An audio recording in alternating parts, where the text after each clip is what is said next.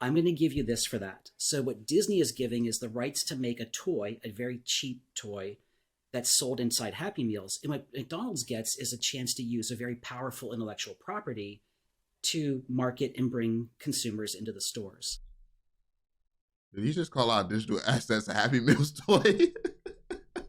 I mean, I shouldn't be laughing at this. This is kind of a bearish perspective here from a very, very big guy. This ain't funny, but. And what I would say is for anyone who collected these golden moments NFTs, hold them, or hodl them, I guess as the kids say nowadays.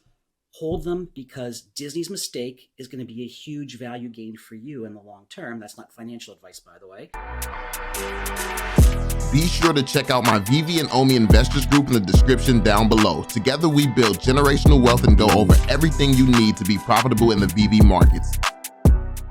Yo, what is going on, y'all? I'm Cavell Anderson, and we are back with another Veve and Ecomi video, man. So in this one, we're actually going to be checking out something that's really, really interesting. And shout out to the homie who sent this to me. So this is essentially going to be a former Disney studio executive that's actually was in charge of the IP and licensing. And he's going to be talking about the inner workings of the deal with Veve. Literally what's going on with the deal, what's going on behind the scenes. And this will basically give us some insights into the relationship that Veve has with Disney. And I think that this is something that as investors, we all would like to know. And it's something that we all should know when we're making this investment. So be sure to drop that thumbs up on this video so it gets shared around. Subscribe to the channel if you're new and turn on notifications so you stay updated with everything going on. And yeah, let's jump into this because it's full of a lot of gems and information here. So let's get it. Property and its intersection with the blockchain. John, for anybody who listened to that last episode, will know he ran IP management for Disney for many years and really built out that department for them. So this man built out the IP department for Disney. That's who this guy is, who's going to be talking about Veve. So this guy's a big deal. Career, or at least a good chunk of it, looking at intellectual property. How do you develop it? How do you maintain it? How do you grow it smart over time? And now he works in blockchain. So he's the perfect conduit for us to explore IP in the world of Web3. But in the aftermath of our interview last week, and we got a very positive feedback on the conversation. People loved hearing you, John, so I'm excited you're back. But there was one question that we got over and over again, which is, why didn't we address the fact that Disney is already into NFTs via their NFT collection on the platform Veve? I didn't bring it up because I don't know how to pronounce it, so I just wanted to stay far away from that topic. Jokes aside, I don't know how to pronounce it. I think it's Veve, though. It looks like that's what they're encouraging people to say. So we brought you back on to talk a little bit about that. I know you have some strong feelings here, and also to talk to folks about sort of the broader context, give some broader context into this Disney Veve deal. So with that, John, I was hoping you could just kick us off by sort of describing what Veve is for any folks who maybe don't know. Yep. So Veve is a digital collectibles marketplace, similar to what you might think of like Dapper Labs or Recur, which is just starting up, or Candy, which is in the sports space. It's a digital collectibles marketplace on the layer 2 of Ethereum. So they've built on top of Immutable X, and which is built on top of StarkX, which is a ZK-based roll-up scaling solution. What all you really need to know about it is it's a layer 2 marketplace on Ethereum. And what's important here is that Veve has pursued multiple licensing and promotional agreements with many of the kind of key studio licenses. So we want to know what's crazy right now. What's crazy to me, what I'm thinking about. This man, as accomplished as he is, formerly from Disney, moved over to the blockchain. This man understands what Veve is. He's explaining it beautifully. He's explaining some great points about it. The blockchain is on and all that. And then you have certain influencers who's supposed to be experts in the NFT space who pretend like they have no idea what Veve even is.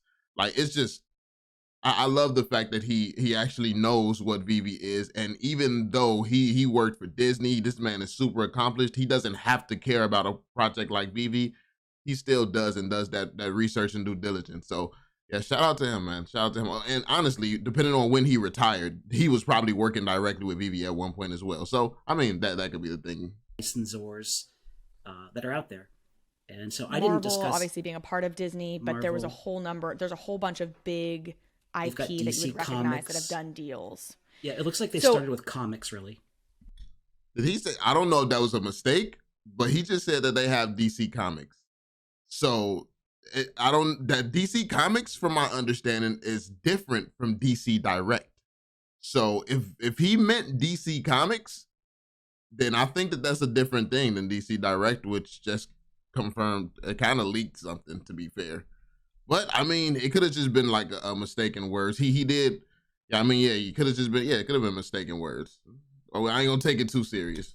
And so I didn't discuss Marvel, obviously being a part of Disney, but there was a there's a whole bunch of big IP that you would recognize that have done deals. Yeah, it looks like they. Or honestly, another thing that could mean is DC comic books, as like, because we already know that they have Marvel comic books, but he could have meant that they have DC comic books, which would also be. I mean, that's kind of like no matter what way you spin what he just said. I mean, it sounds like he just leaked something fire. Started with comics, really. And so describe whole number. Hold on. And then he said they got DC Comics. It started with comics, really. A whole bunch of big IP that you would recognize that have done deals. Yeah, it looks like they started with comics, really. And so describe specifically what they're doing with Disney. They're doing two things. The first is they're doing a licensing agreement with Marvel on the comics book side, and they're doing some licensing of the core, what they call the core characters. Think Mickey Mouse, Minnie Mouse, Daffy Duck, and so on. They've also done a promotional agreement with Disney, or what they called their Golden Moments collection, which was a promotional program to support Disney Plus. Now, the reason why I didn't get into this in our previous conversation is I felt it was a little bit out of scope for kind of the big idea of Disney on the blockchain. And it also opens up a big rabbit hole of going down what is promotions versus licensing versus publishing, which could be its own show. So basically what he's doing right now is shifting the values of our collectibles. If you don't understand what's being said right now, he said there's promotional and then there's licensing. So essentially, the Golden Moments, that was the very first promotional from Disney. The first licensing from Disney would have to be Steamboat Willie. So now this just created a whole new argument for the community in what's going to be valuable, to be fair, or what's going to be most valuable. They're all going to be valuable because regardless, they're both firsts.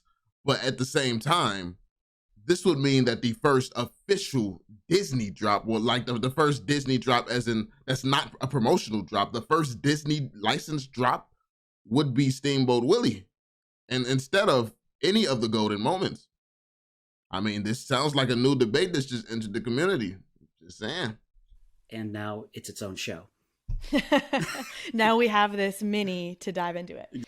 So yeah, I think let's do that. First, I know you're not inspired, to say the least, by this deal. Explain to folks why, and the three kind of key terms here, I think, for folks to understand is publishing, licensing, and promotional. Let me say this and tell me if this is right, John. Those are basically the three kinds of engagement with the blockchain that you can see brands and intellectual properties from the Web 2 world having with Web 3. Right? They can enter into promotional agreements, licensing agreements, or publishing agreements. And what Disney has done with Veve is the promotional and the licensing. So talk about why you don't like this and what this means. Yeah. So the promotional program, the way to think of it is think of like McDonald's Happy Meals. When your child wants to get the latest Pixar Happy Meal toy, you go to McDonald's and you buy a Happy Meal. And the way that works is it's a quid pro quo. I'm going to give you this for that. So what Disney is giving is the rights to make a toy, a very cheap toy that's sold inside Happy Meals. And what McDonald's gets is a chance to use a very powerful intellectual property to market and bring consumers into the stores. Did you just call out digital assets a Happy Meals toy? I mean, I shouldn't be laughing at this. This is kind of some bearish perspective here from a very, very big guy. This ain't funny, but I mean, this man just called out collectibles a Happy Meals toy. What? Yo, I'm not gonna lie. If I was a VV hater, this would be at the beginning of every single one of my videos. I'm like, look at what the Disney guy himself said. Like, what do you mean? Like, this is the perfect L for VV right now. So it's So very when I much was that. 6, I was like, Mom, please, I have to go. I have to get Ariel. We've got an Ariel, whatever, Happy Meal thing. And my daughter's 6 years old, so she's right at peak Happy Meal age. So that's why I'm a little bit bitter about Happy Meals. Anyhow, but also what distinguishes them is that they tend to run for very short, limited periods of time. I don't like this deal that they've done with VV because it feels like Disney's very first step into blockchain. The superlative of first is very valuable and important. Think back to the Beeple auction at Christie's earlier last year. Part of that price of $65 million was built around the superlative, the first NFTs sold at Christie's. These were the very first NFTs of Mickey Mouse and Star Wars characters sold on the blockchain, and they're essentially Happy Meals. Okay, this man just clickbaited me. No, but seriously, I don't think that. Yo, basically he just confirmed that these was the first, by the way. But I mean, as far as them being, freaking, Happy Meal pieces, like VV's, the golden moments are very, very super high quality. It was a limited edition. It did tie into a different promotion, but that doesn't even change the status that these pieces has received on VV. The fact that they're gold has been a huge factor. So, I mean, he just confirmed these are the first. And then we have Steamboat Willie. That's another one. Like that piece is very, and even if you want to say that that's the first, VV still has that piece as well. So, I mean, no matter what way you slice it, VV has the first. I mean, I guess he's just not a fan of the first being golden moments. Honestly, I think that there would have been no better route to go than the golden moments, to be fair. So, yeah. Someone at Disney screwed up by making this deal. They were pushing a schlocky, and I'll be very honest, it's a schlocky promotion that was meant to push Disney Plus subscriptions. And no one ever thought about what was that superlative value of the first Disney Mickey Mouse NFT. And in my opinion, they left millions of dollars of value on the table.